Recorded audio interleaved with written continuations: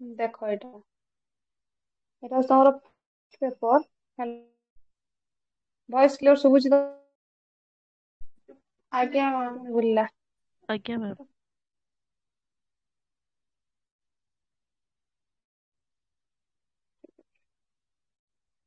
ଏଟା ପ୍ରଥମ ପେପର ତମ ମାନଙ୍କର ହେଲା। ଫାର୍ଷ୍ଟ ଚାପ୍ଟର 1 ରେ ଦେଇଛି ସେ ୟୁନିଟି ଆଇ ରେ ସଂସ୍କୃତିର ସଂଜ୍ଞା ଓ ସ୍ୱରୂପ ହେଲା। ସେକେଣ୍ଡ ରେ ଦେଇଛି ସଂସ୍କୃତି ଅଧ୍ୟୟନର ସ୍ୱରୂପ ଓ ପରିସର। ତୃତୀୟରେ ଦେଇଛି ସଂସ୍କୃତି ଅଧ୍ୟୟନର ଇତିହାସ। ଚତୁର୍ଥରେ ଦେଇଛି ଓଡ଼ିଆ ସଂସ୍କୃତିର ପରିସର। ପଞ୍ଚମରେ ଦେଇଛି ଓଡ଼ିଶାର ସାଂସ୍କୃତିକ ଇତିହାସ। ଷଷ୍ଠରେ ଦେଇଛି ଓଡ଼ିଶାର ବୌଦ୍ଧ ସଂସ୍କୃତି। ସପ୍ତମରେ ଦେଲା ଓଡ଼ିଶାର ଶୈବ ସଂସ୍କୃତି। ଅଷ୍ଟମ ଆସିଲା ତମମାନଙ୍କର ଓଡ଼ିଶାର ଶାକ୍ତ ସଂସ୍କୃତି। ନବମରେ ଆସିଲା ଓଡ଼ିଶାରେ ବୈଷ୍ଣବ ସଂସ୍କୃତିର ଇତିହାସ। ଦଶମରେ ଓଡ଼ିଶାରେ ରାମ ଉପାସନା। ଏକାଦଶରେ କିଏ ଆସିଲା ଓଡ଼ିଶାରେ କୃଷ୍ଣ ଉପାସନା ହେଲା। ଦେଖ ତାପରେ ନେଇ ଆସିଛି ଓଡ଼ିଶାରେ ଜଗନ୍ନାଥଙ୍କର ଉପାସନା। ଓଡ଼ିଶାରେ ଜନଜାତିଙ୍କ ସଂସ୍କୃତି। ଓଡ଼ିଶାର ଜନଜାତିର ପର୍ବପର୍ବାଣୀ। ଓଡ଼ିଶାର ଜନଜାତିର ଦେବଦେବୀ। ଓଡ଼ିଶାର ଜନଜାତିର ବିବାହ ରୀତି। ଏତିକି ହଉଛି ତମମାନଙ୍କର କଣ ନା ଚାପ୍ଟର 1 ବା ପାର୍ଟ 1 ର ବିଷୟବସ୍ତୁ ହଉଛି ଏତିକି। ବୁଝିପାରିଲେ? ଦେଖ ପ୍ରଥମ ଏକକ ଦ୍ଵିତୀୟ ଏଗୁଡ଼ା ସବୁ ଲେଖିଦେଇଛି, ଦେଖିପାରୁଛ ତ? ଆଜ୍ଞା ମ୍ୟାମ୍। ଦେଖା ଯାଉଛି ନା? ତମର ପ୍ରଥମ ଚାପ୍ଟର ଅଛି ସଂସ୍କୃତି ସଂଜ୍ଞା ଓ ସ୍ୱରୂପ। ଆଚ୍ଛା ଥରେ ଭାବ, ଦେଖ ସେ ଦଉଛନ୍ତି ଗୋଟେ ବଢିଆ ଜିନିଷ ସେଠି ଲେଖିଛନ୍ତି ଓଡ଼ିଶାର ସଂସ୍କୃତି ବିଷୟ ପଢିବା ଦ୍ଵାରା ଛାତ୍ରଛାତ୍ରୀଙ୍କର କେତେକ ଉପକାର ହୋଇଥାଏ। ନିହାତି ଭାବେ ହେଇଥାଏ। ବିନା ଉପକାରରେ ତ କିଛି ହବନି ନା। କଣ ହେଇଥାଏ ନା ଏଇଟାକୁ ଯେତେବେଳେ ଜଣେ ଛାତ୍ର ପଢିବ ସେତେବେଳେ କଣ ହବ ନା ଛାତ୍ରଛାତ୍ରୀଙ୍କ ମନରେ ସଂସ୍କୃତି ଉପରେ ଗୋଟେ ସାଧାରଣ ଧାରଣା ଆସିବ ଯେ ମୋ ସଂସ୍କୃତି ଏଇଟା। ଗୋଟେ ଉନ୍ନତ ଚିନ୍ତାଧାରା ପଳେଇ ଆସିବ। ସେମାନେ ଜାଣିପାରିବେ। ଆଉ କଣ ଆସିବ ନା ଓଡ଼ିଶାରେ କିପରି ବିଭିନ୍ନ ଧର୍ମ ଆଉ ସଂସ୍କୃତିର ବିକାଶ ଘଟିଛି। ଆଗାମୀ ପୂର୍ବ ଜମାନାର ଜିନିଷ କେତେ ମାତ୍ରା ଏବେ ସେଇଟା କେତେ ମାତ୍ରାରେ ଆଗକୁ ବଢିଛି ସେ ସମ୍ପର୍କରେ ମଧ୍ୟ ଜଣେ ଛାତ୍ର ବା ଛାତ୍ରୀ କଣ କରିବେ ବିଷୟର ବିବରଣୀ ଗ୍ରହଣ କରିପାରିବେ ବା ଗୋଟେ ଜ୍ଞାନ ସ୍ଵ ଇଚ୍ଛାରେ ପାଇପାରିବେ। ବୁଝିପାରିଲ ନା? ବୁଝିପାରିଲ? ସେଥିପାଇଁ ସେ ଦେଇଛନ୍ତି କଣ ନା ବିଦ୍ୟାର୍ଥୀ ମାନେ ନିମ୍ନଲିଖିତ ଜ୍ଞାନ ଆହରଣ କରିବା ଉଚିତ। କେମିତିକା ନା ପ୍ରଥମେ ସଂସ୍କୃତି ସମ୍ପର୍କରେ ସେମାନେ ଜାଣିବେ। ତାପରେ ସାହିତ୍ୟ ସହିତ ସଂସ୍କୃତିର କାହିଁକି ଅୟମାରମ୍ଭ ହେଲା। ସାହିତ୍ୟ ସହିତ କାହିଁକି ସଂସ୍କୃତି ମିଶିଲା ତା ବିଷୟରେ ଜାଣିବେ। ତାପରେ ଜାଣିବେ ଓଡ଼ିଶାର ସଂସ୍କୃତି। ସାହିତ୍ୟ ସହିତ ସିନା ସଂସ୍କୃତି ଟା ମିଶିଗଲା, ଓଡ଼ିଶାର ସଂସ୍କୃତି କଣ ଥିଲା? ଏଇଟା ହଉଛି ତମ ମାନଙ୍କର ଫଣ୍ଡା ବା ପ୍ରଥମ ଚାପ୍ଟର ପ୍ରଥମ ବୁଝି ହେଲା? ତ ଏଇ ଯୋଉ ଜିନିଷଟା ଆମେ ଆଜି ପଢିବା ଏଇଟା ସାଧାରଣ ଜିନିଷ ନୁହଁ। ପ୍ରଥମେ ଆମକୁ ବୁଝିବାକୁ ପଡିବ ସଂସ୍କୃତି କହିଲେ କଣ? ବିଷୟ ପ୍ରବେଶ କରନ୍ତି କହିଲେ ସଂସ୍କୃତି ଏକ ନିୟମ ଯାହା ସର୍ବୋତ୍କୃଷ୍ଟ ଏବଂ ସର୍ବୋତ୍ତମ। କହିଲେ ସଂସ୍କୃତି ଗୋଟେ ଛୋଟିଆ ଜିନିଷ ନୁହଁ। ସଂସ୍କୃତି ଗୋଟେ ନିୟମ ଯାହାକି ସବୁଠାରୁ ପ୍ରକାର ଜିନିଷଟିଏ। ଏହା ସମସ୍ତେ ମାନିବାକୁ ବାଧ୍ୟ। ନିଜ ଇଚ୍ଛାରେ ହେଉ ବା ଅନିଚ୍ଛାରେ ହେଉ। କହୁଛନ୍ତି ଇଚ୍ଛା ଥାଉ କିମ୍ବା ନଥାଉ କିନ୍ତୁ ମାନିବା ପାଇଁ ବାଧ୍ୟ ଏ କ୍ଷେତ୍ରରେ।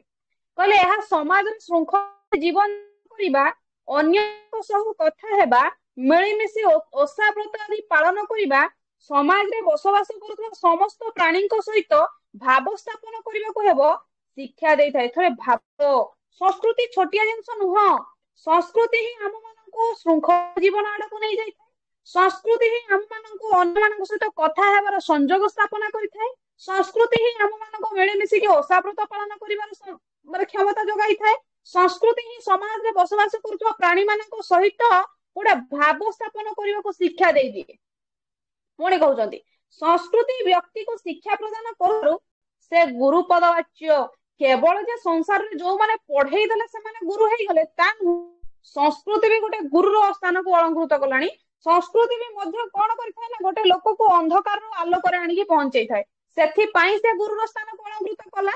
କାହିଁକି ନା ସଂସ୍କୃତି ହିଁ ସବୁ ଜିନିଷ ଆମକୁ ଶିକ୍ଷା ଦେଲା। କେମିତି ଜଣଙ୍କ ସହିତ ମିଶିବା, କେମିତି ଜଣଙ୍କ ସହିତ କଥା ହେବା, ଉଚିତ ମାର୍ଗରେ କେମିତି ଯିବା, ଓଷା ବ୍ରତ କେମିତି ପାଳନ କରିବା, समाज रे बसवास करुवा प्राणी मान सहित केମିତି भावर आदान प्रदान करवा जदि ए सब जिनस हमको संस्कृति शिक्षा दउची ताले निहाती भाव से जने गुरु तेणुकर ताकू भी आमे गुरु बोली मान नवा उचित यह मनुष्य को दिग्दर्शक कार्य करिथाए गोटे मनुष्य जदि भूल काम जाऊए कि भूल मार्ग जाए ताले संस्कृति को उचित मार्ग को टाणी आणे आउ दिग्दर्शक देता है जमीती संध्या समय संजतारा को देखिले लोकटे बाटबणा हो जाते कौन है बाटटे पाई जाए ठीक से ही संस्कृति ही मनीष को बाटबणा क्षेत्र अबाटरू बाट को नहीं आसी था कहला संस्कृति थाए एवं तार अंत चेतनार कहूँ संस्कृति मनीषर पाखे पाखे रही थाए आउ चेतना अर्थात जमीती मनीषर हृदय भीतर गोटे स्पंदन दुग दुग दुग दुग ना ठीक से ही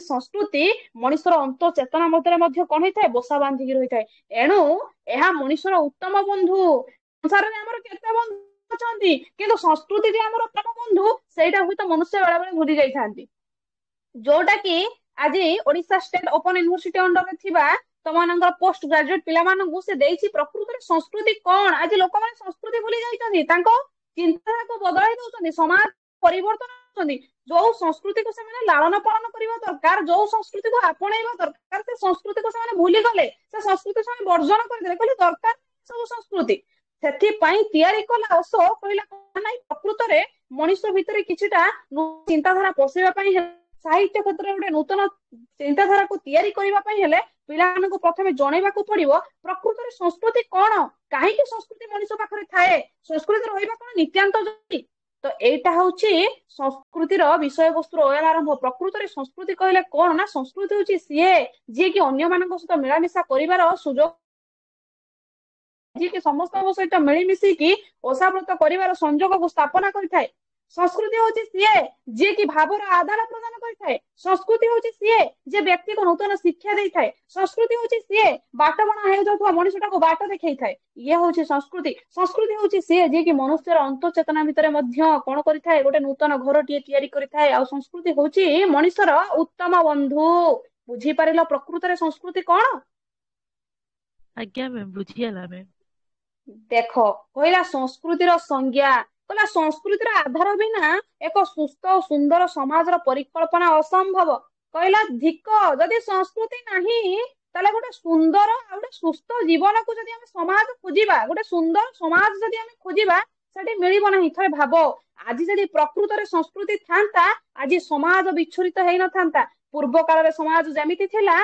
परणति अवस्था मध्य समाज सेमिति थांता पूर्व काल जो नारीटीए मुंडरे ओढ़ना नई नई शाशुघर को जाउथुला आज भी जदि सही पद्धति थांता नारीटीए नई नई शाशुघर को जाई थांता किंतु से पद्धति परिवर्तन हेइची से पद्धति लुचि जाइची हजि जाइची किए हजेइची एई मनुष्य हजि जाइची तेणु कहित आज संस्कृति समाज रे कोन होची ना असुंदर हेकी पड़ी रहिची काहे कि ना सुस्थ सुंदर समाज रो परिकल्पना करिबा संस्कृति जोठी नाही सुस्थ आसीबो कोठू सुंदर आसीबो कोठू से बुझौचंती एठी कहउचंती व्यक्तिगत स्तर रे एहा व्यक्ति को मार्जित श्रृंखलित करबा सहित तार व्यक्तित्व विकास रे सहायक होइथाए एवं गोष्ठीगत स्तर रे समाज रे मूल्यबोध प्रतिष्ठा करबा सहित उचित दिग्दर्शन देबारे संस्कृतिर भूमिका रहिछि बुझेले कहले व्यक्तिगत स्तर हो बा निजस्व क्षेत्र रे हो गोटे व्यक्ति को जदि श्रृंखलित करिथाए गोटे व्यक्ति को जदि मार्जित और सरस सुंदर करी गढ़ी देइथाए सी होछि संस्कृति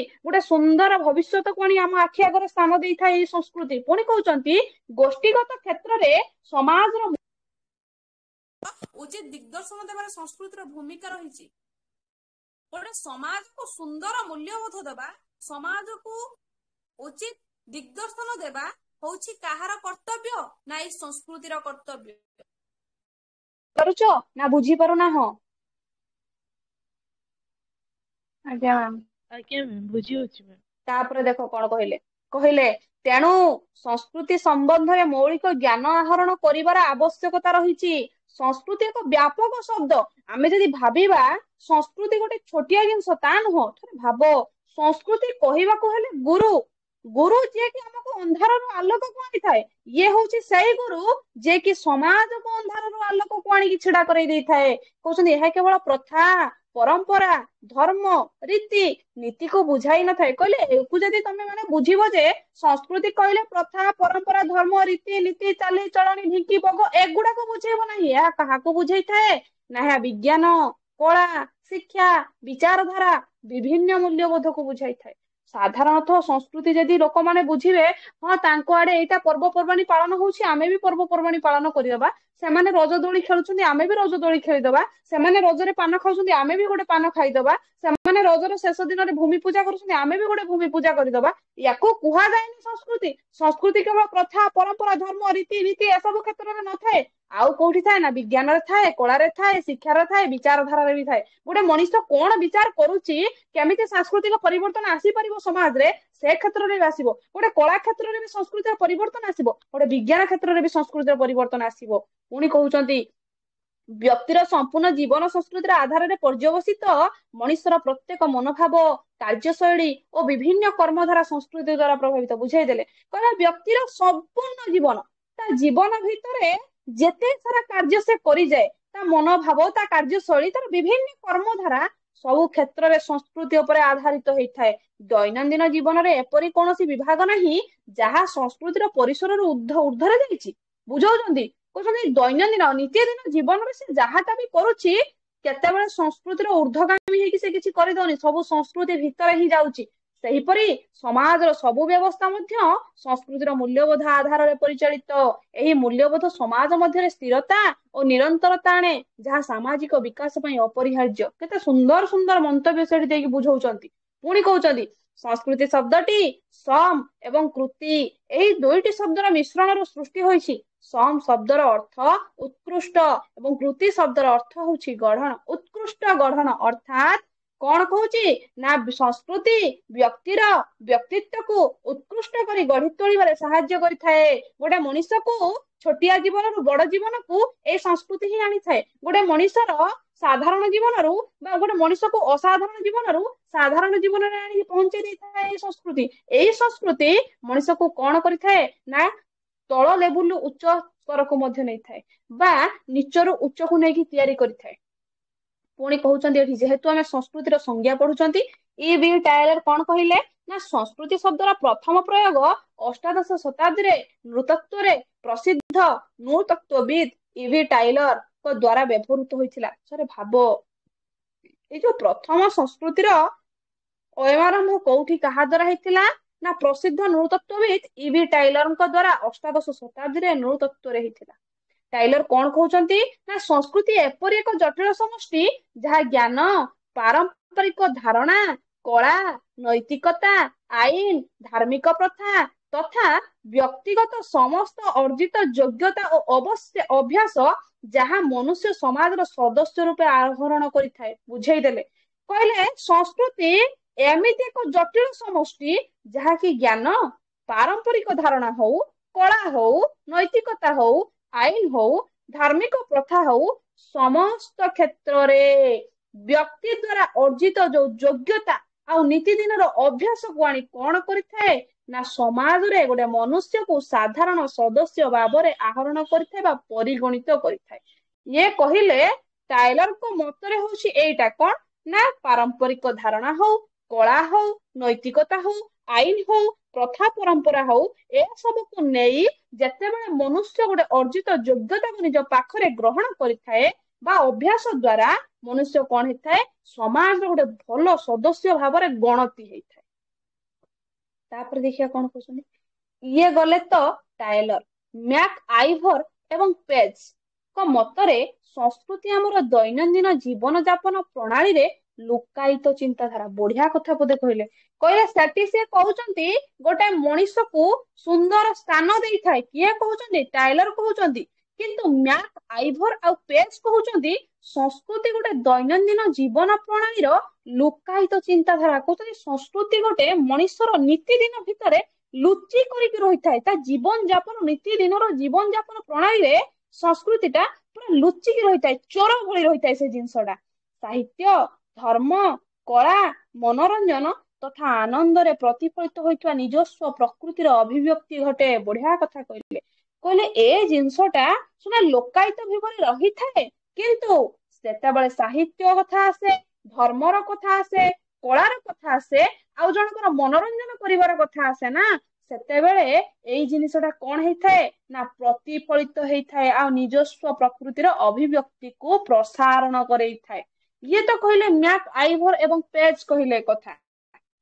ଲାଇଫ କଣ ନା ନାପିୟରଙ୍କ ମତରେ ବଂଶାନୁକ୍ରମରେ ଏକ ସାମାଜିକ ସମୂହ ମାଧ୍ୟମରେ ଯାହା ଶିକ୍ଷା ଲାଭ କରିଥାଏ ଏବଂ ବିଭିନ୍ନ ପ୍ରଥା ପରମ୍ପରା ପ୍ରଭୃତିରେ ଯାହା ସନ୍ନିବେଶିତ ଥାଏ ତାହାକୁ ସଂସ୍କୃତି କୁହାଯାଏ। କହିଲେ ଇଏ ଏଠି ଗୋଟେ ନୂତନ ମତ ଦେଲେ।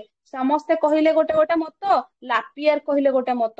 କହିଲେ କଣ ନା ବଂଶାନୁକ୍ରମରେ ଏକ ସାମାଜିକ ସମୂହ ମାଧ୍ୟମରେ ଯାହା ଶିକ୍ଷା ଲାଭ କରିଥାଏ, କିଏ ନା ବଂଶାନୁକ୍ରମ ଭିତରେ ସାମାଜିକ ସମୂହ ମାଧ୍ୟମରେ ଯୋଉଟା ଜଣେ ଶିକ୍ଷାକୁ ଗ୍ରହଣ କଲା ବା ବିଭିନ୍ନ ପ୍ରଥା ହଉ କିମ୍ବା ପରମ୍ପରା ହଉ, ଯେତେବେଳେ ତା ଭିତରେ ସିଏ ମଜିଗଲା ବା ବୁଡିଗଲା, ସେଇ କ୍ଷେତ୍ରରେ ସଂସ୍କୃତି ଆସିଲା।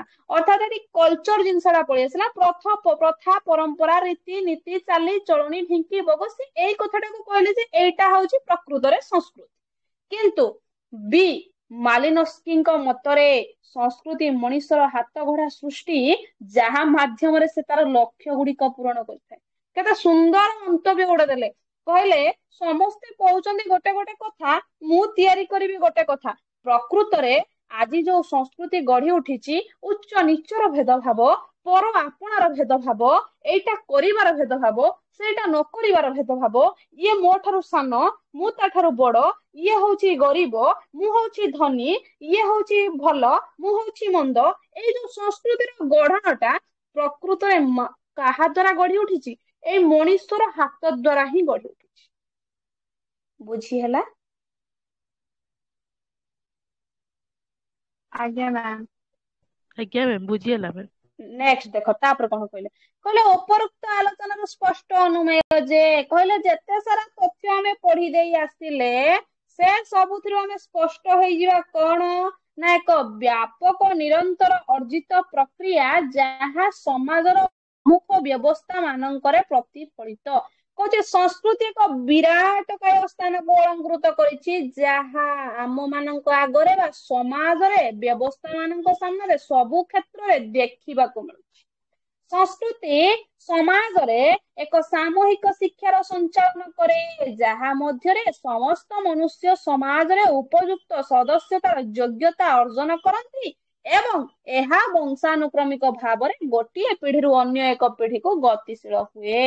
ଏହା ମଧ୍ୟ ବ୍ୟକ୍ତି ଓ ସମାଜର ବହୁବିଧ ଆବଶ୍ୟକତାକୁ ପୂରଣ କରିଥାଏ। କହିଲେ ସଂସ୍କୃତି ଗୋଟେ ସାଧାରଣ ଜିନିଷ ନୁହେଁ, ଏହା ସାମୂହିକ ଶିକ୍ଷାକୁ ସଞ୍ଚାଳନ କରେ ବା ପ୍ରସାରଣ କରେ,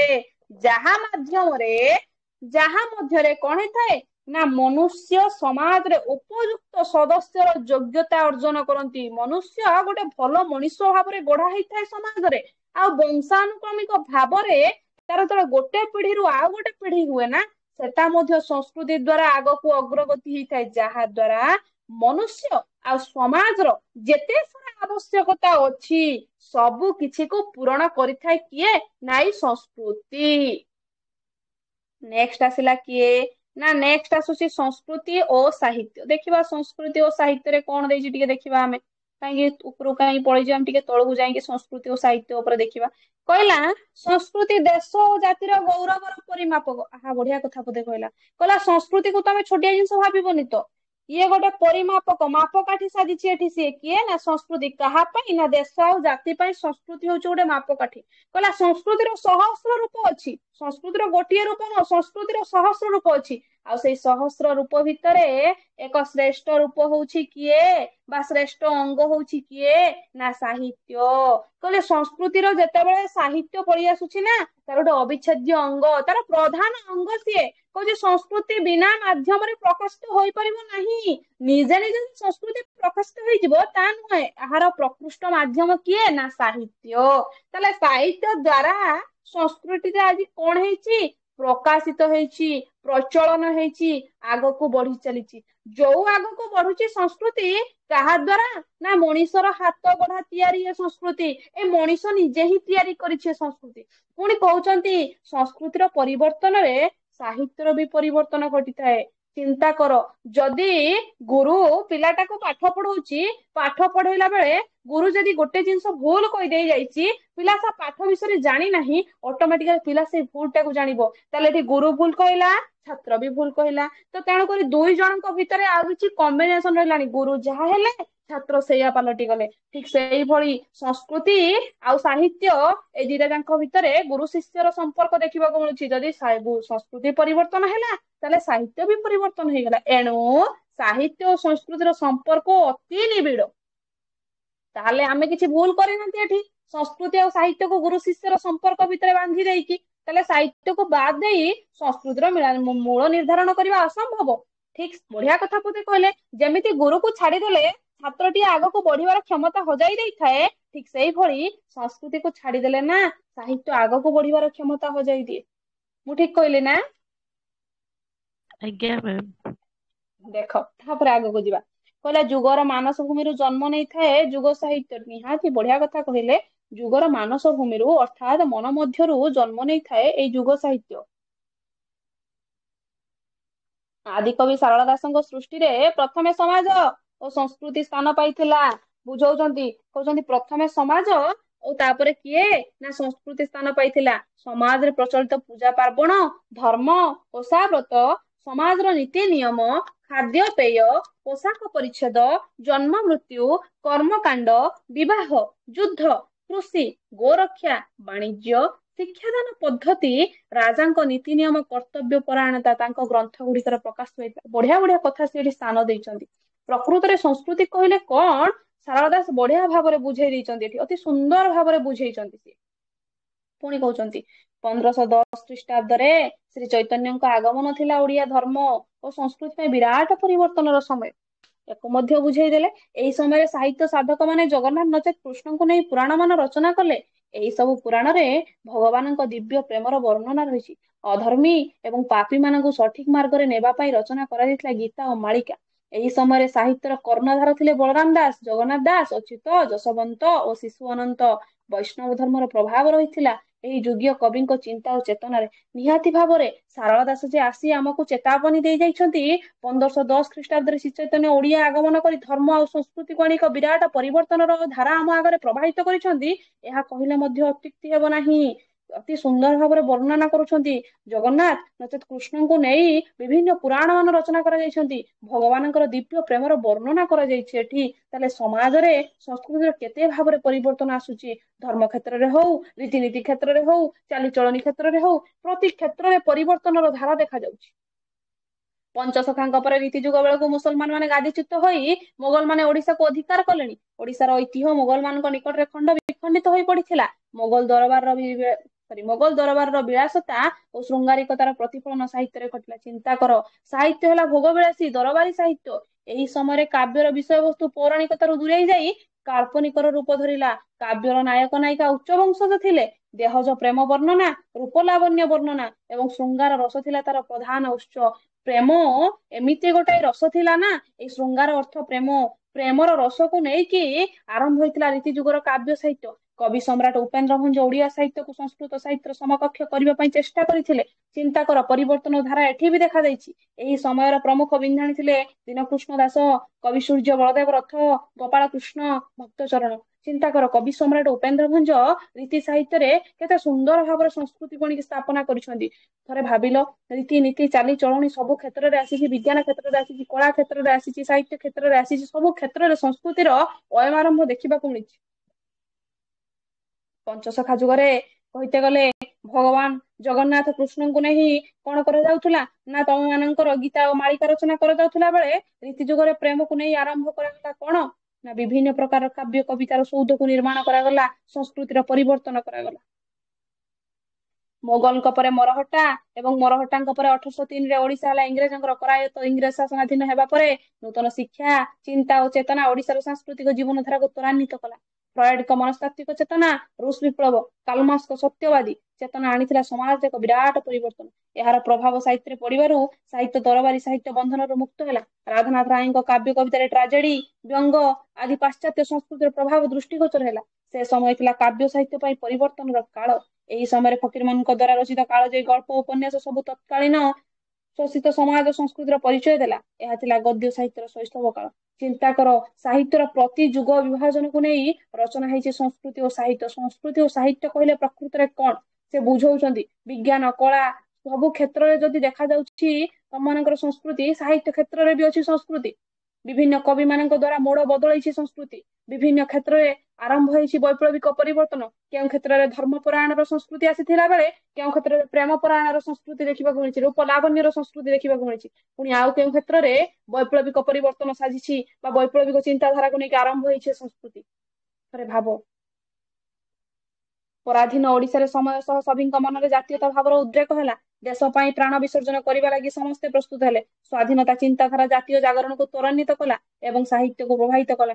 ସେଥିପାଇଁ ତ କହିଲେ ନା, ପ୍ରକୃତରେ ଏ ସଂସ୍କୃତି ମଣିଷର ହାତ ତିଆରି ଜିନିଷ। ମଣିଷ ହାତ ତିଆରି ହିଁ ଏ ସଂସ୍କୃତି। ମଣିଷ ହିଁ ନିଜେ ତିଆରି କରିଛି ସଂସ୍କୃତିକୁ। ଏଇ ମଣିଷ କେତେବେଳେ ଧର୍ମୀୟ ଚେତନାକୁ ନେଇକି ସଂସ୍କୃତି ଗଢି ଦଉଛି, ଏଇ ମଣିଷ କେତେବେଳେ ପ୍ରେମକୁ ନେଇକି ସଂସ୍କୃତି ଗଢି ଦଉଛି, ପ୍ରତାରଣାକୁ ନେଇକି ସଂସ୍କୃତି ଗଢି ଦଉଛି। ପୁଣି ଏଇ ମଣିଷ କଣ କରୁଛି ନା ବୈପ୍ଳବିକ ପରିବର୍ତ୍ତନର ଧାରାରେ ସଂସ୍କୃତିକୁ ଗଢି ଦଉଛି। ପୁଣି ଏଇ ମଣିଷ କଣ କରୁଛି ନା ପରାଧୀନତାର ଓଡିଶା ସମୟରେ ଯୋଉ ସଭିଙ୍କ ମନରେ ଜାତୀୟତା ଭାବର ଉଦ୍ରେକ ହେଲା, ଜାତି ପାଇଁ ଦେଶ ପାଇଁ ଯୋଉ ପ୍ରକାର ଆବିଳତା ଦେଖିବାକୁ ମିଳିଲା, ତା ପାଇଁ ମଧ୍ୟ ସଂସ୍କୃତି ଗଢି ଦଉଛି। ତାହେଲେ ଥରେ ଭାବ, ସାହିତ୍ୟ ବୀର ରସରେ ମଣ୍ଡିତ ହେଲା। ସମାଜକୁ ନେଇ ସାହିତ୍ୟର ସ୍ୱାଦ ହେଲା ଭିନ୍ନ। ସତ୍ୟବାଦୀ ବନବିଦ୍ୟାଳୟର ଶିକ୍ଷକ ଗୋଷ୍ଠୀଙ୍କ ଭୂମିକା ଥିଲା ଗୁରୁତ୍ୱପୂର୍ଣ୍ଣ। ଓଡିଆ ସାହିତ୍ୟ ପାଇଁ ଏହା ହେଉଛି ଯୌବନରେ ପାଦ ଦେବାର ସମୟ। ବିଭିନ୍ନ ପ୍ରବନ୍ଧ ମାନ ରଚନା କରାଯାଇ ସମାଜ ଓ ସଂସ୍କୃତିକୁ ସମାଲୋଚିତ କରାଯାଇଛି। ଯାହା ସତ୍ୟ ତାହା ସାହିତ୍ୟ ପ୍ରକାଶ କରୁଥିଲା। ନିହାତି ଭାବରେ ସାହିତ୍ୟ ଛୋଟିଆ ଜିନିଷ ନୁହଁ। ପ୍ରକୃତରେ ସଂସ୍କୃତି କ୍ଷେତ୍ରରେ ବା ସଂସ୍କୃତିକୁ ନେଇକି ଓଡିଆ ସାହିତ୍ୟରେ ଯାହା ଘଟି ଯାଇଛି, ସେ ସତ୍ୟ ଘଟଣାକୁ ଆଣି ଆମ ଆଗରେ ପରିପ୍ରକାଶ କରିଛନ୍ତି। 1866 ମସିହାରେ ପଢିଥିବା ନଅଙ୍କ ଦୁର୍ଭିକ୍ଷର ଓଡିଶାର ମେରୁଦଣ୍ଡ ଭାଙ୍ଗି ଯାଇଥିଲା। ଦୁଃଖଦ ସମାଜର ଚିତ୍ରକୁ ପ୍ରତିବିମ୍ବିତ କଲା ସାହିତ୍ୟ। କାହ୍ନୁଚରଣ ମହାନ୍ତି ରଚନା କଲେ ହା ଅନ୍ନ ଏବଂ ଶାସ୍ତି ଉପନ୍ୟାସ। ଗୋଦାବରୀଶ ରଚନା କଲେ ଏବେ ମଧ୍ୟ ବଞ୍ଚିଛି ଏବଂ ଗଳ୍ପ କାଳିଦାସ ରଚନା କଲେ ନାଟକ ଭାତ। ଥରେ ଭାବ, ମାନେ 1866 ନଅଙ୍କ ଦୁର୍ଭିକ୍ଷ ଆସିଲାନି, ଓଡିଶାର ମେରୁଦଣ୍ଡକୁ ଭାଙ୍ଗିଦେଲା। ଦୁଃଖଦ ଚିତ୍ରକୁ ମଧ୍ୟ ସଂସ୍କୃତି ଆଣି ଆମ ଆଗରେ ପ୍ରକାଶ କରିଛି। ତ ଛୋଟିଆ ଜିନିଷ ନୁହେଁ ସଂସ୍କୃତି, ଛୋଟିଆ ଜିନିଷ ନୁହେଁ ଆମ ପରମ୍ପରା, ଛୋଟିଆ ଜିନିଷ ନୁହେଁ ଆମ ପ୍ରଥା।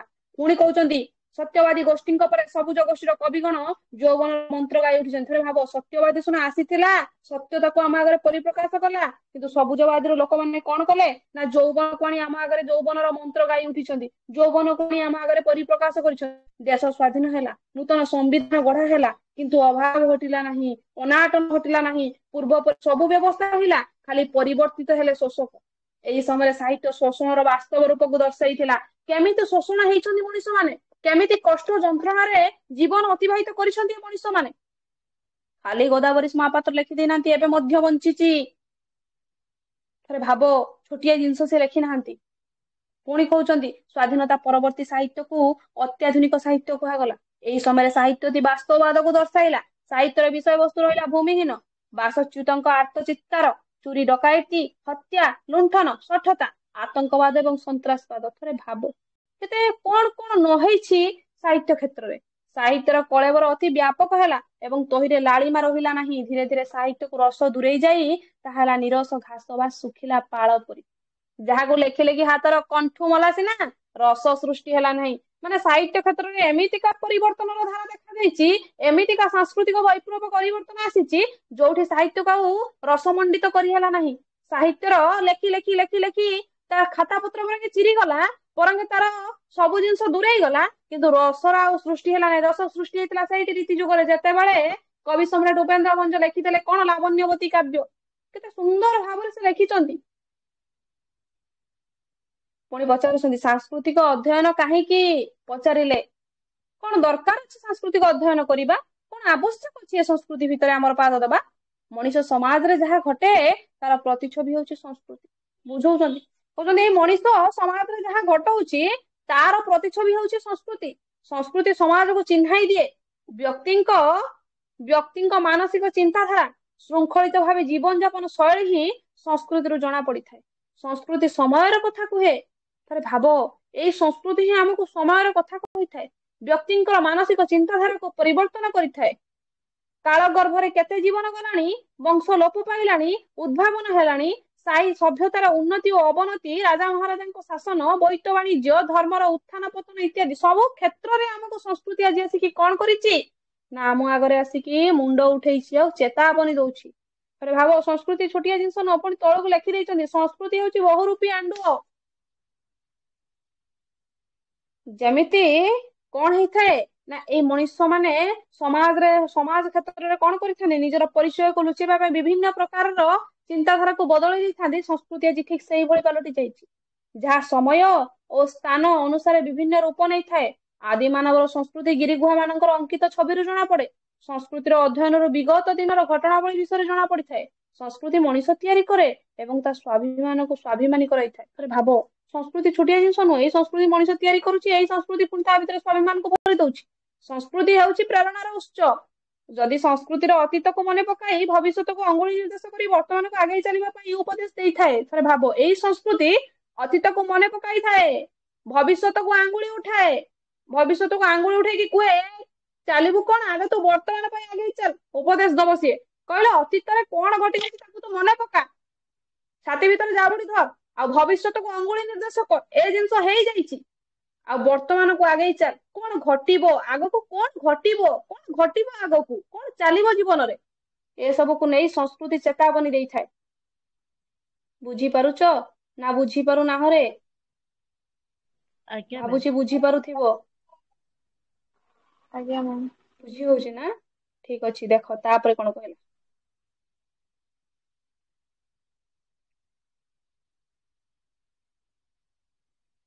ସଂସ୍କୃତି କଳା, ସାହିତ୍ୟ ଓ ଧର୍ମକୁ ଚିହ୍ନାଇ ଦିଏ। ଗୋଟିଏ ଦେଶର କାରୁକଳା, ଶିଳ୍ପକଳା, ଭାସ୍କର୍ଯ୍ୟ ଓ ବୟନ ଶିଳ୍ପ ଆଦି ବିଷୟରେ ସଂସ୍କୃତିରୁ ଜଣାଯାଇଥାଏ।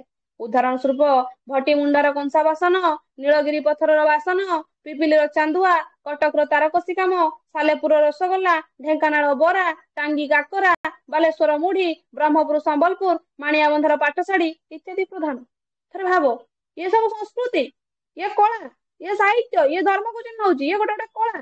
ଭାଟିମୁଣ୍ଡାର କଂସା ବାସନ ଅଛି, ନୀଳଗିରିର ପଥର ଅଛି, ବାସନ ଅଛି, ପିପିଲିର ଚାନ୍ଦୁଆ ଅଛି, ଏଗୁଡା ସବୁ ଆମକୁ ସଂସ୍କୃତି ଚେତାବନୀ ଦଉଛି। ପ୍ରକୃତରେ ସଂସ୍କୃତି ହିଁ କଳା, କୌଶଳ, କାରୁକାର୍ଯ୍ୟକୁ ଆଣିକି ଆମ ଆଗରେ ଉପସ୍ଥାପିତ କରିଥାଏ। ଧାରୟତି ଇତି ଧର୍ମ, ଅର୍ଥାତ ଯିଏ ଧାରଣ କରେ ତାହା ଧର୍ମ। ବୁଝେଇଦେଲେ, କହିଲେ ଧାରୟତି ଇତି ଧର୍ମ, ଯିଏ ଧାରଣ କଲା ସିଏ ହଉଛି ଧର୍ମ। ତାହେଲେ ଓଡିଶା ହେଉଛି ସର୍ବଧର୍ମର ଲୀଳା କ୍ଷେତ୍ର, ଯାହା ତାହା ସଂସ୍କୃତିରୁ ଜଣା ପଡେ। ବୁଝେଇଦେଲେ କେତେ ସୁନ୍ଦର ଭାବରେ, ଦେଖୁ ଓଡିଶାକୁ ଆଣିକି ସ୍ଥାନ ଦେଲେ, କହିଲା ଧାରୟତି ଇତି ଧର୍ମ, ଅର୍ଥାତ ଯିଏ ଧାରଣ କରେ ତାହା ଧର୍ମ। ଓଡିଶାର ସବୁ ଧର୍ମର ଲୀଳା ଅଛି ବୋଲି ସିଏ ହଉଛି କଣ ନା ଧର୍ମ କ୍ଷେତ୍ରର, ଓଡିଶା ହଉଛି ଧର୍ମୀୟ କ୍ଷେତ୍ରର ଓଡିଶା। ତେଣୁକରି ସେଇ କ୍ଷେତ୍ରଟା କୋଉଠୁ ଜଣା ପଡିଥାଏ, ଏଇ ସଂସ୍କୃତିରୁ ଜଣା ପଡେ। କାରଣ ଏଇଠାରେ ଭକ୍ତମାନେ ଜଗନ୍ନାଥଙ୍କୁ ନିଜ ନିଜର ଇଷ୍ଟ ଦେବତା ରୂପେ ଦେଖିଛନ୍ତି। ଏଥିପାଇଁ ଜଗନ୍ନାଥ ସଂସ୍କୃତି ଆଜି ବିଶ୍ୱ ପରିଚିତ। ଶେଷକୁ ସବୁ ଧର୍ମ ଓ ସଂସ୍କୃତି ଜଗନ୍ନାଥ ସଂସ୍କୃତିର ଲୀନ ହୋଇଛି। ସବୁ ଧର୍ମର ଲୀନ ଘଟିଛି, ସଂସ୍କୃତି ଯାଇ ଜଗନ୍ନାଥ ଧର୍ମର ଲୀନ ଘଟିଛି। ଜଗନ୍ନାଥ ଏତେ ଶ୍ରେଷ୍ଠ ଆମ ପାଇଁ, ଜଗନ୍ନାଥ ଏତେ ମାନେ ମହାନ ଜଣେ, ଯାହାଙ୍କ ପାଇଁ ଆଜି ସବୁ କିଛି ଲୀନ ହେଇଯାଇଛି। ସିଏ ହିଁ ସବୁ କିଛି, ସିଏ ହିଁ ଶ୍ରେଷ୍ଠ, ସିଏ ହିଁ ଆଦି, ସିଏ ହିଁ ଅନ୍ତ। ବୁଝଉଛନ୍ତି ଏଠି, ପୁଣି କହୁଛନ୍ତି ସଂସ୍କୃତି ଗୋଟିଏ ସମାଜ ବା ସଭ୍ୟତାର ଐତିହ୍ୟ ପରମ୍ପରାକୁ ଚିହ୍ନାଇ ଦିଏ। ଐତିହାସିକ ବାରବାଟୀ ଦୁର୍ଗ ଯେପରି ଆଜି ବଖାଣେ ଓଡିଶାର ଗର୍ବ, ଗୌରବ ଏବଂ ବୀରତ୍ୱକୁ, ଗୋଟିଏ ଅଞ୍ଚଳକୁ ବିଶ୍ୱ ଦରବାରରେ ପରିଚିତ କରାଇଥାଏ ସଂସ୍କୃତି। ଏବଂ କେଉଁ ଜାତି କେତେ ପ୍ରାଚୀନ ତାହା ଜଣାଏ। ନିଜର ଅତୀତକୁ ନିଜକୁ ଜାଣିବା ପାଇଁ ସାଂସ୍କୃତିକ ଅଧ୍ୟୟନ ଜରୁରୀ। ବୁଝେଇଦେଲେ, କହୁଛନ୍ତି ଯେମିତି କଣ ହେଇଥାଏ ନା ଐତିହାସିକ ବାରବାଟୀ ଦୁର୍ଗ ଯେ ବଖାଣି ବସେ, ବାରବାଟୀ ଦୁର୍ଗ କତିକି ଗଲେ ଓଡିଶାର ଗର୍ବ, ଗୌରବ, ବୀରତ୍ୱର କ୍ଷେତ୍ରକୁ ଆଣିକି ଆମ ଆଗରେ ସେ ଚିହ୍ନେଇ ଦବ ଯେ ଏଇ ଜାଗାରେ ଏଇ ଜିନିଷ ହେଇଯାଇଥିଲା। ଠିକ ସେଇଭଳି ଗୋଟିଏ ଅଞ୍ଚଳକୁ ବିଶ୍ୱ ଦରବାରରେ ପରିଚିତ କରାଇଥାଏ ସଂସ୍କୃତି। ଯେମିତି ପିପିଲିର ଚାନ୍ଦୁଆ, ସେ ଅଞ୍ଚଳରେ ତାର ସାଂସ୍କୃତିକ ଜିନିଷ ହଉଛି ଚାନ୍ଦୁଆ, ସେଠି ବୁଣା ହଉଛି ବା ଚାନ୍ଦୁଆ ତିଆରି ହଉଛି। ଥରେ ଭାବ, ସେ ଜିନିଷକୁ ସେ ଆମ ଆଗରେ ପରିଚିତ କରାଉଛି। ଆଉ କେତେ ପ୍ରାଚୀନ ଜିନିଷକୁ ଆଣିକି ଆମ ଆଗରେ ସେ ଜଣାଏ, ତାହାର କଳନା କରିପାରିବାନି ଆମେ। ପୁଣି କହୁଛନ୍ତି ନିଜର ଅତୀତକୁ ନିଜକୁ ଜାଣିବା ପାଇଁ ସାଂସ୍କୃତିକ ଅଧ୍ୟୟନ ଜରୁରୀ। ନିଜର ଅତୀତରେ ଘଟିଥିବା ଜିନିଷଟାକୁ ଜାଣିବା ଆଉ ଆଗାମୀ ପରିସ୍ଥିତିରେ କଣ ଘଟିଯିବ ତାକୁ ଜାଣିବା ହଉଛି ସାଂସ୍କୃତିକ ଅଧ୍ୟୟନ କରିବା ନିତ୍ୟାନ୍ତ ଆବଶ୍ୟକ। ଆସିଲା ଓଡିଶାର ସଂସ୍କୃତି। କୌଣସି ଜାତିର ଅନ୍ତଃ ପ୍ରକୃତିକୁ ସେଇ ଜାତିର ସଂସ୍କୃତି କୁହାଯାଏ। ସଂସ୍କୃତି ଜୀବନର ପ୍ରକାଶ, ଆଦର୍ଶ ଓ ବିକାଶ। ଦେଖ ମୁଁ କହିଲି ନା ଆଶା ଆକାଂକ୍ଷା ଉଦ୍ଦୀପନା ଏଥିରେ ବିଭିନ୍ନ ଭାଗର ସ୍ଥାନ ଅଳଙ୍କୃତ କଥା ସେ ଲେଖିଦେଇଛି। ମଣିଷର ଆକାଂକ୍ଷା ଅଭିରୁଚି ଭଙ୍ଗୀ ଚାହାଣୀ ଚଳଣି ଏଥିରେ ପ୍ରକାଶ ଲାଭ କରେ। ସଂସ୍କୃତି ଆତ୍ମିକ ଏବଂ ଅନ୍ତର୍ମୁଖୀ ଏହା ସହାନୁବର୍ତ୍ତୀ ଏବଂ ବିବେକ ଧର୍ମୀ। ବୁଝିଗଲା। କହୁଛି ସଂସ୍କୃତି ହଉଛି ଆତ୍ମିକ ଭିତର ଜିନିଷ, ସଂସ୍କୃତି ହଉଛି ଅନ୍ତର୍ମୁଖୀ ବାହ୍ୟ ଜିନିଷ, ସଂସ୍କୃତି ହଉଛି ସମାନୁବର୍ତ୍ତୀ, ସଂସ୍କୃତି ହଉଛି ବିବେକ ଧର୍ମୀ। ଚାରିଟା ଜିନିଷକୁ ନେଇ ସଂସ୍କୃତି ଆରମ୍ଭ ହେଲା। କହିଲା ଉତ୍କଳର ସଂସ୍କୃତି ଅତି ପ୍ରାଚୀନ। ଏଇ ସଂସ୍କୃତି ହଉଛି ସନାତନ ଧର୍ମ ଭିତ୍ତିକ, ଯାହାର ଅର୍ଥ ହଉଛି ବସୁଧୈବ କୁଟୁମ୍ବକମ୍। ଭାରତ ବର୍ଷରେ ଉତ୍କଳ ହଉଛି ସର୍ବଶ୍ରେଷ୍ଠ ପୁଣ୍ୟଭୂମି। ଏ ସମ୍ପର୍କରେ କପିଳ ସଂହିତାର ପ୍ରଥମ ଅଧ୍ୟାୟରେ ବର୍ଣ୍ଣିତ ଅଛି। ବର୍ଷାଣାଂ ଭାରତ ଶ୍ରେଷ୍ଠ ଦେଶାନାଂ ମୁକୁଳ ସଂସ୍ମୃତ ଉତ୍କଳସ୍ୟ ସମଦେଶೋ ଦେଶ ନାସ୍ତି ମହିତଳେ। ଥରେ ଭାବ କେତେ ବଢିଆ କଥା ସେଠି କହିଲେ। ଉତ୍କଳୀୟ ମାନଙ୍କର ଦୁଇଟି ପ୍ରଧାନ ଗୁଣ ହେଲା ସହନଶୀଳତା ଆଉ ଗୋଟେ ହଉଛି ଉଦାରତା। ଏଇ ଦିଟା ଜିନିଷକୁ ନେଇକି ଆଜି ଉତ୍କଳୀୟ ମାନେ ବଞ୍ଚି ଯାଇଛନ୍ତି। କହୁଛନ୍ତି ସହନଶୀଳତାର ପ୍ରତ୍ୟକ୍ଷ ସାକ୍ଷୀ ହଉଛନ୍ତି ଅଶୋକଙ୍କ କଳିଙ୍ଗ ଯୁଦ୍ଧ ଏବଂ ଯୁଦ୍ଧର ପରିଣତି। ଏଇ ଯୁଦ୍ଧରେ କଳିଙ୍ଗ ପରାଜିତ ହେଲେ ସତ, କିନ୍ତୁ ଅଶୋକ ସମ୍ପୂର୍ଣ୍ଣ ବିଜୟ ଲାଭ କରିପାରିନଥିଲେ। ଚଣ୍ଡାଶୋକ ଧର୍ମାଶୋକରେ ପରିଣତ ହେବା ଥିଲା କଳିଙ୍ଗ ପାଇଁ ସହନଶୀଳତାର ପରିଚୟ। ନିହାତି ଭାବରେ ଅଶୋକ ବୁଝାଇ ଦେଲେ ମୁଁ ଯେ ଚଣ୍ଡାଶୋକ ଥିଲି ଆଗକୁ ପରିବର୍ତ୍ତନ ହେଇପାରିବିନି, କାହିଁକି ହେବିନି। ଦେଖ ସେ ସଂସ୍କୃତିର ପରିସୀମାରେ ପଡି ଯାଇକି ସିଏ ବି ଆଜି ପରିବର୍ତ୍ତନ ହେଇଗଲେ। ଚଣ୍ଡାଶୋକରୁ ଧର୍ମାଶୋକରେ ଆସିଗଲେ। ଏଠାରେ ବୌଦ୍ଧ ଧର୍ମର ଗୁରୁତ୍ୱ ଲକ୍ଷ୍ୟ କରାଯାଏ। ଓଡିଶା ଭଳି ଭାରତ କିମ୍ବା ଅନ୍ୟ ରାଷ୍ଟ୍ର ମାନଙ୍କର ସର୍ବଧର୍ମ ସମନ୍ୱୟର ଦୃଷ୍ଟାନ୍ତ ମିଳେ ନାହିଁ। ଏଠାକୁ ପ୍ରତ୍ୟେକ ଧର୍ମର ଆଚାର୍ଯ୍ୟ ମାନେ ଆସିଛନ୍ତି ଏବଂ ନିଜ ନିଜ ଧର୍ମର ପ୍ରଚାର କରିଛନ୍ତି। ଉତ୍କଳୀୟ ମାନେ ସମସ୍ତଙ୍କୁ ସ୍ଵାଗତ ଜଣାଇଛନ୍ତି, ସେମାନଙ୍କ ମତାମତ ଶୁଣିଛନ୍ତି ଏବଂ ସାରମର୍ମକୁ ଗ୍ରହଣ କରିଛନ୍ତି। ପରିଶେଷରେ କଣ ଆସିଲା ତାକୁ ବି ଗ୍ରହଣ କରିଛନ୍ତି। ପୁନଶ୍ଚ ସବୁ ଧର୍ମକୁ ନିଜ ଧର୍ମରେ ମିଶାଇ ତାର ପ୍ରତିରୂପ ଦେଖିଛନ୍ତି। ମିଶାଇଛନ୍ତି ମୋ ଧର୍ମ କଣ ତା ଧର୍ମ କଣ ତା ଧର୍ମ କଣ ମିଶେଇକି ଦେଖିଛନ୍ତି। ତାପରେ ବାହାର କରିଛନ୍ତି ନା ଆଉ ମହାନ ଧର୍ମ। ଆଉ ଉତ୍କଳର ଗଣଦେବତା ହେଉଛନ୍ତି ଜଗନ୍ନାଥ। ଜଗନ୍ନାଥ ପ୍ରତିମାରେ ସେମାନେ ଦେଖିଛନ୍ତି ନିଜ ନିଜର ଇଷ୍ଟ ଦେବତାଙ୍କୁ। ଓଡିଶାର ସବୁ ଦେବାଦେବୀ ପୀଠ ସବୁ ଧାର୍ମିକ ସମ୍ପ୍ରଦାୟଙ୍କ ନିମନ୍ତେ ଉଦ୍ଦିଷ୍ଟ। ପ୍ରତ୍ୟେକ ମନ୍ଦିରରେ ସବୁ ସମ୍ପ୍ରଦାୟଙ୍କ ପାଇଁ ରହିଛି ସମାନ ଅଧିକାର, ଯାହା ଅନ୍ୟ କୌଣସି ସ୍ଥାନରେ ଦୃଷ୍ଟିଗୋଚର ହୁଏ ନାହିଁ। ଗାଁ ଗହଳିରେ ଥିବା ଭାଗବତ ଘର ଓଡିଶା ସଂସ୍କୃତିର କଥା କହେ। ଏଇଠାରେ ଭାଗବତ ପାଠ କରାଯାଏ, ଗ୍ରାମ୍ୟ ସମସ୍ୟାର ସମାଧାନ କରାଯାଏ। କର୍ମକ୍ଳାନ୍ତ ଜଞ୍ଜାଳରୁ ମୁକ୍ତ ହୋଇ ନିଜ ମଧ୍ୟରେ ନାଚିକୁଦି ହସି ଖେଳି ଚିତ୍ତ ବିନୋଦନ କରିବା ଗ୍ରାମାଞ୍ଚଳର ଅନ୍ୟ ଏକ ବୈଶିଷ୍ଟ୍ୟ। ଏହାର ଉପାଦାନ ଗୁଡିକ ହେଲା ପାଲା, ଦାସକାଠିଆ, ଘୋଡା ନାଚ, କଣ୍ଢେଇ ନାଟ, ଦଣ୍ଡ ନାଚ, କୃଷ୍ଣଲୀଳା, ରାମଲୀଳା, ଭାରତ ଲୀଳା, ପଟୁଆ ଯାତ୍ରା, ଧୂଳି କୀର୍ତ୍ତନ, କେତେ କଣ ଜିନିଷ ସବୁ ଦେଖିବାକୁ ମିଳୁଛି। ଭଜନ ଜଣାଣ, ସଂକୀର୍ତ୍ତନ। ହିନ୍ଦୁ ଧର୍ମର ମୌଳିକତା ଓ ସାମରିକ କୌଶଳର ବିଶିଷ୍ଟତାକୁ ସୁରକ୍ଷିତ କରି ରଖିଛି ଦଣ୍ଡ ନୃତ୍ୟ, ପାଇକ ନୃତ୍ୟ ଓ ଛଉ ନୃତ୍ୟ। ନିହାତି ଭାବରେ ଏ ଗୋଟେ ମୌଳିକ ବାତାବରଣ ସୃଷ୍ଟି କରିଛି। ସାମରିକ କୌଶଳର ମାନେ ଗୋଟେ ଲକ୍ଷଣକୁ ଆମେ ପରିପ୍ରକାଶ କରୁଛି କିଏ ନାହିଁ ଦଣ୍ଡ ନୃତ୍ୟ, ପାଇକ ନୃତ୍ୟ, ଛଉ ନୃତ୍ୟ। ସମଗ୍ର ବିଶ୍ୱରେ ଏକ ନୂତନ ପରିଚୟ ସୃଷ୍ଟି କରିବା ଓଡିଶୀ ନୃତ୍ୟ। ବିଶ୍ୱବିଖ୍ୟାତ ଚାର୍ଲସ ଫେବ୍ରି ମତ ଦିଅନ୍ତି ଭାରତରେ ପ୍ରଚଳିତ ଥିବା ନୃତ୍ୟ ଗୁଡିକ ମଧ୍ୟରେ ଓଡିଶୀ ନୃତ୍ୟ ହଉଛି ପ୍ରାଚୀନତମ। ନିହାତି ଭାବରେ ସବୁ ନୃତ୍ୟ ଭିତରେ ଆଲବମ ହଉ ତମର ଯୋଉ ପ୍ରକାର ବିଭିନ୍ନ ନୃତ୍ୟ ଏବେ ଦୁନିଆରେ ଯୋଉ ଚାଲିଛି ସବୁ ନୃତ୍ୟକୁ ଛାଡି ଦିଅ, ସବୁଠାରୁ ପ୍ରାଚୀନ ନୃତ୍ୟ ହଉଛି କୋଉଟା ନା ଓଡିଶୀ ନୃତ୍ୟ। ଓଡିଶୀ ହଉଛି ମହାନ ନୃତ୍ୟ ଗୋଟେ। ପୁଣି କହୁଛନ୍ତି ଓଡିଶା ମନ୍ଦିରରେ ଦେବଦାସୀ ପ୍ରଥା ପ୍ରଚଳିତ। ସନ୍ଧ୍ୟା ଆଳତି ଠାରୁ ଆରମ୍ଭ କରି ଶୋଇବା ପର୍ଯ୍ୟନ୍ତ ଠାକୁରଙ୍କ ଠାରେ ଗୀତ ଗୋବିନ୍ଦ ତାଳେ ତାଳେ ନୃତ୍ୟ କରାଯାଏ। ନିହାତି ଭାବରେ ଯେତେବେଳେ ଜୟଦେବ ଗୀତ ଗୋବିନ୍ଦ ରଚନା କଲେ, ଜୟଦେବଙ୍କ ଗୀତ ଗୋବିନ୍ଦର ଗାଇଛନ୍ତି, ତା ସହିତ ତାଙ୍କ ସଖୀ ତାଙ୍କ ପତ୍ନୀ ଦୁଇ ଜଣ ଭଗବାନଙ୍କ ଆଳତି ସମୟରେ ନୃତ୍ୟ ବି କରିଛନ୍ତି। କୋଣାର୍କ ମନ୍ଦିରରେ ନର୍ତ୍ତକୀ ମୂର୍ତ୍ତି ସମ୍ବଳିତ ଗୋଟିଏ ନୃତ୍ୟଶାଳା ରହିଛି। ସକାଳେ ନାଟ ମଣ୍ଡପରେ ଏବଂ ଅର୍ଥରାତ୍ରିରେ ବଡ ସିଂହାର ସମୟରେ ଜଗନ୍ନାଥଙ୍କ ନିକଟରେ ଗୀତ ଗୋବିନ୍ଦ ଗୀତ ସହିତ ନୃତ୍ୟ ପ୍ରଦର୍ଶନ କରାଯାଏ। ମୁଁ ଯୋଉଟା କହିଲି ଦେଖ ଆରାମସେ ଲେଖିଦେଇଛି ତଳେ। ପୂର୍ବେ ଉତ୍କଳୀୟ ମାନେ ତାଳପତ୍ର ଲେଖନୀ ସାହାଯ୍ୟ କାବ୍ୟ ନାଟକ ଶାସ୍ତ୍ରାଦି ରଚନା କରିଥିଲେ, ଯାହା ଘରେ ଘରେ ସଂରକ୍ଷିତ। ଓଡିଆଙ୍କ ଦ୍ଵାରା ନିର୍ମିତ ଚିତ୍ରିତ ପୋଥି ବିଶ୍ୱ ଦରବାରରେ ଓଡିଆ ସଂସ୍କୃତିର ପରିଚୟ ଦେଇଥାଏ। ଆଜି ବି ତାଳପତ୍ରରେ ଲେଖା ହେଇଛି ଆମମାନଙ୍କର ଜାତକ, ଆଜି ବି ତାଳପତ୍ରର ଜାତକ ଆମମାନଙ୍କ ପାଖରେ ଅଛି। ଅଛି ନା ନାହିଁ? ଅଛି।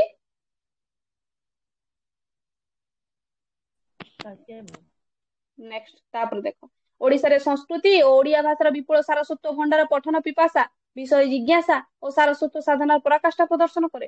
ସଂସ୍କୃତ ଏବଂ ଓଡିଆ ଭାଷାରେ କଥା ସାହିତ୍ୟ, ନାଟକ କାବ୍ୟ, ଅଳଙ୍କାର ଶାସ୍ତ୍ର, ଆୟୁର୍ବେଦ, ସଙ୍ଗୀତ, ଗଣିତ, ବ୍ୟାକରଣ, ଜ୍ୟୋତିଷ ସମ୍ବନ୍ଧୀୟ ଉଚ୍ଚକୋଟୀର ଗ୍ରନ୍ଥ ରଚନା କରି ଓଡିଶାରେ ଲେଖକ ମଣ୍ଡଳୀ ପାଣ୍ଡିତ୍ୟର ପରିଚୟ ଦେଇଛନ୍ତି।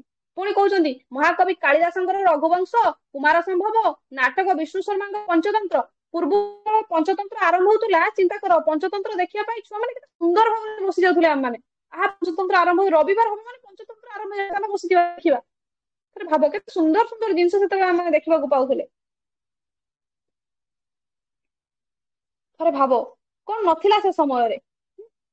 ମୁରଲିଧରଙ୍କର ଅନର୍ଥ ରାଘବ, ନାଟକ ଜୟଦେବଙ୍କର ଗୀତ ଗୋବିନ୍ଦ, ବିଶ୍ୱନାଥ କବିରାଜଙ୍କ ସାହିତ୍ୟ ଦର୍ପଣ, ଶ୍ରୀଧର ସ୍ୱାମୀଙ୍କ ଶ୍ରୀମଦ୍ ଭାଗବତ ଭାବାର୍ଥ ଦୀପିକା ଟୀକା, ଶ୍ରୀମଦ୍ ଭାଗବତ ଗୀତା ଟୀକା, ବଳଦେବ ଭୂଷଣଙ୍କର ଗୋବିନ୍ଦ ଭାଗ୍ୟ, ଉତ୍କଳ ସମ୍ରାଟ ଗଜପତି କପିଳେନ୍ଦ୍ର ଦେବଙ୍କର ଶ୍ରୀ ପରଶୁରାମ ବିଜୟ, ଗଜପତି ପ୍ରତାପ ରୁଦ୍ର ଦେବଙ୍କର ଗୁରୁ ଓ ସୈନ୍ୟାଧିକ୍ୟ, କବି ଡିଣ୍ଡିବ ଜୀବ ଦେବାର୍ଯ୍ୟଙ୍କର ଭକ୍ତି ବୈଭବ ନାଟକ, ରାମାନନ୍ଦ ପଟ୍ଟନାୟକଙ୍କର ଶ୍ରୀ ଜଗନ୍ନାଥ ବଲ୍ଲଭ ନାଟକ, ସାମନ୍ତ ଚନ୍ଦ୍ରଶେଖର ସିଦ୍ଧାନ୍ତ ଦର୍ପଣ ପ୍ରଭୃତି କେବଳ ଭାରତରେ ନୁହଁ ସମଗ୍ର ବିଶ୍ୱରେ ଖ୍ୟାତି ଅର୍ଜନ କରିଛି।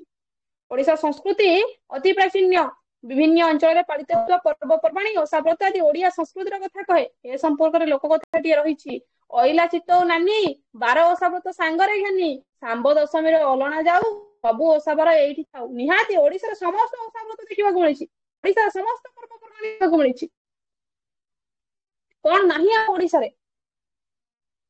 ସବୁ ପ୍ରକାରର ପର୍ବପର୍ବାଣୀ ଓଡିଶା ଭିତରେ ଲୁଚି ରହିଛି।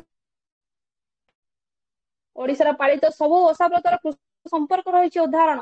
ମାର୍ଗଶିର ମାସ ଗୁରୁବାରରେ ବିଭିନ୍ନ ପିଠାପଣା, ରଜ ପର୍ବର ପୋଡ ପିଠା, ଦ୍ୱିତୀୟା ଓଷାର ଘାଣ୍ଟ ତିଅଣ, ଚିତ୍ତଉ ଅମାବାସ୍ୟାର ଚିତ୍ତଉ ପିଠା, ନୂଆଖାଇର ନବାନ୍ନ ଭକ୍ଷଣ, ଗହ୍ମା ପୂର୍ଣ୍ଣିମାର ଚକୁଳି ଇତ୍ୟାଦି ଓଡିଶାରେ ପଶୁ ପକ୍ଷୀ ମାନଙ୍କୁ ପୂଜା କରାଯାଏ।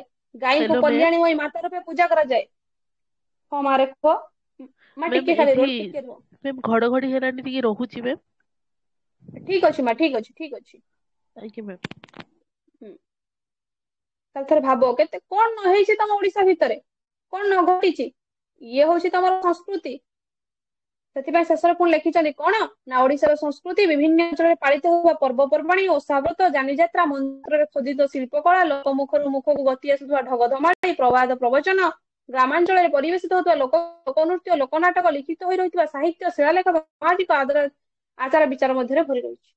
ଏଇ ଯୋଉ ଜିନିଷଟାକୁ ସିଏ ଆଜି ଦେଲେ, ଏଇ ଜିନିଷଟା ଭିତରେ ତମମାନଙ୍କର ରହିଛି କଣ ଜାଣିଛ? ନା ଯୋଉ ପ୍ରଥମ ଟପିକ ତମମାନଙ୍କର ସିଏ କହିଲେ କଣ ନା ତମମାନଙ୍କର ଟପିକ ଅଛି ପ୍ରଥମେ କଣ ଦେଖେଇ ଦଉଛି, ବୁଝେଇ ଦଉଛି। ଭଲସେ ଜାଣ ସଂସ୍କୃତିର ସଂଜ୍ଞା ଓ ସ୍ୱରୂପ, ତାପରେ ସଂସ୍କୃତିର ଅଧ୍ୟୟନ ଓ ପରିସର, ସଂସ୍କୃତି ଅଧ୍ୟୟନର ଇତିହାସ, ଓଡିଆ ସଂସ୍କୃତି ପରିସର, ଓଡିଶାର ସାଂସ୍କୃତିକ ଇତିହାସ, ଓଡିଶାର ବୌଦ୍ଧ ସଂସ୍କୃତି, ସଂସ୍କୃତି, ଶାକ୍ତ ସଂସ୍କୃତି, ବୈଷ୍ଣବ ଧର୍ମର ଇତିହାସ, ରାମ ଉପାସନା, କୃଷ୍ଣ ଉପାସନା, ଜଗନ୍ନାଥ ସଂସ୍କୃତି, ଓଡିଶାର ଜନଜାତି ସଂସ୍କୃତି, ଓଡିଶାର ଜନଜାତିଙ୍କ ପର୍ବପର୍ବାଣୀ, ଓଡିଶାର ଜନଜାତିର ଦେବାଦେବୀ, ଓଡିଶାର ଜନଜାତିର ବିବାହ ରୀତି। ପ୍ରଥମ ପଏଣ୍ଟ ବା ପ୍ରଥମ ଏକକ ସଂସ୍କୃତିର ସଂଜ୍ଞା ଓ ସ୍ୱରୂପରେ, ତା ତଳକୁ ଯେତେ ସାରା ବିଷୟବସ୍ତୁ ଅଛି ସବୁ ବିଷୟବସ୍ତୁର ବିଶଦ ବିବରଣୀ ପ୍ରଥମ ଚାପ୍ଟର ବା ପ୍ରଥମ ୟୁନିଟ 1 ରେ ଭରି ଦେଇଛି ସେ। ପ୍ରଥମ ୟୁନିଟ 1 ରେ ସବୁ କିଛି ଭରି ଦେଇଛି। ତେଣୁକରି ଆମକୁ ପ୍ରଥମ ଚାପ୍ଟର ଟାକୁ ଯଦି ଆମେ ଭଲସେ ବୁଝିଯିବା ନା, ପ୍ରକୃତରେ ସଂସ୍କୃତିର ସଂଜ୍ଞା ଓ ସ୍ୱରୂପକୁ ଯଦି ଆମେ ଜାଣିନବା ନା, ତାହେଲେ ନିହାତି ଭାବରେ ତା ତଳ ବିଶେଷରେ ଥିବା ସମସ୍ତ ବିଷୟବସ୍ତୁକୁ ଅତି ଆନନ୍ଦର ସହକାରେ ବୁଝି ପାରିବା।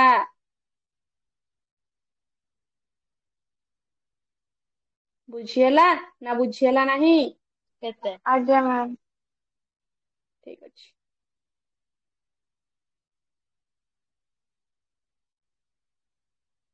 ବୁଝିପାରିଥିବ ଏବେ ଭାବୁଛି।